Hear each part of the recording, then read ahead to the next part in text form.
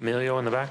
Yeah, Steph, when people question your leadership as a result of what happened in the last game, the last quarter, and how the game slipped from you guys, what do you have to say when people question your leadership and they say that the real leader of this team is Draymond Green?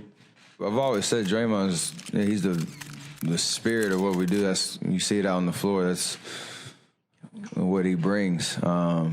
Everybody leads in a different way, and I don't want to be a prisoner of the moment and say Game 5 was a direct reflection of who we are as a team and who I am as an individual, as a player, as a leader. And I was out there, doing what I was trying to do to help our team win, and it didn't work. So that happens in sports. It happens in our game, and doesn't going to stop me from coming back and doing what I do to help lead my team in Game 6. So comfortable with that. First question in the front on the left. Matt Medley, Metro Network. Steph, I know you're a team-first guy, but when you see the other two stars on the other side, do you sort of take it like a challenge, like you have to kind of match them, or how do you perceive that? I mean, every game is different, and when you have two guys play the way they did,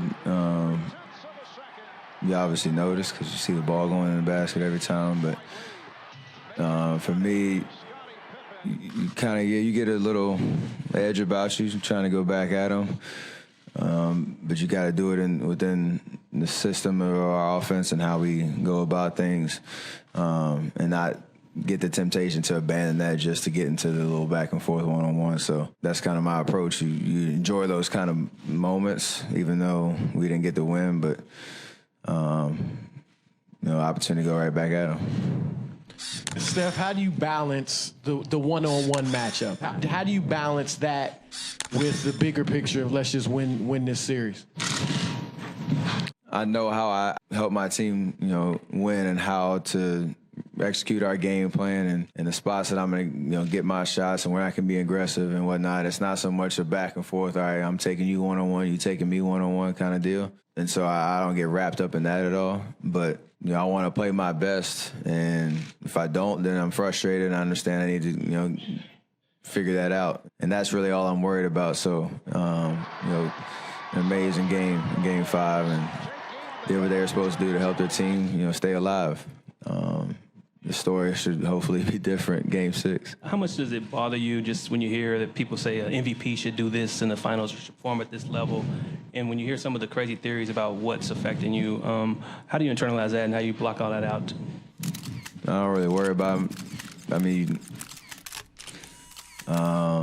there's kind of a historical kind of expectation of the all-time greats in this league that have had great finals moments and had these kind of numbers and these kind of numbers. None of them played for this team and understood how I try to help my team every single night. So, yeah, I want to honestly play better and more consistent. But the situation is right now we're one game away from winning a championship, and I personally have 48 minutes to do what I need to do to help my team win. So right now you can kind of get lost in that, but at the end of the day, if I'm sitting here on tomorrow night with another trophy and celebrate with my teammates, we can talk all day.